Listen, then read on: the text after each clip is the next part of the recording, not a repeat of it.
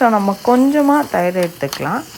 இப்போ நான் வந்து கழுவி எடுத்து வச்சுருக்கிற மட்டனை இதில் சேர்த்துட்றேன். இப்போ அந்த மட்டனுக்கு தேவையான அளவு உப்பு நான் போட்டுக்கிறேன்.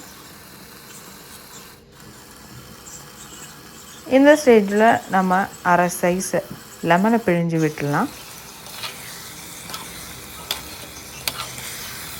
ஸோ நம்மளுக்கு வந்து பேட் கொலஸ்ட்ரால்லாம் அது கம்மி பண்ணிடும். எண்ணெய் பிரிஞ்சு வந்துடுச்சு பாருங்கள். இந்த ஸ்டேஜில் நான் வந்து 2 கிளாஸ் தண்ணி ஊற்றி விசில் போட போகிறேன். இப்போ நல்லா நம்ம அதை மூடி வச்சிடலாம். விசில் வந்துடுச்சு. ஓப்பன் பண்ணி பாருங்கள். நல்லா கொதித்து வந்திருக்கு.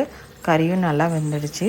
இந்த சைடு நான் 2.5 கிளாஸ் அளவுக்கு சீரக சம்பா அரிசி எடுத்து நல்லா கழுவி எடுத்துட்டதுக்கப்புறமா தண்ணியே இல்லாமல் எடுத்து வச்சுருந்தேன். இப்போ அந்த அரிசியை எடுத்து நம்ம கறியோட ஆட் பண்ணிக்க போகிறோம். இதை நல்லா கிண்டி விடணும்.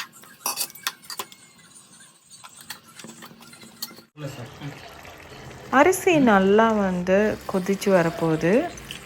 இப்போ இதுக்கு தேவையான அளவு நம்ம தண்ணி ஊற்ற போகிறோம்.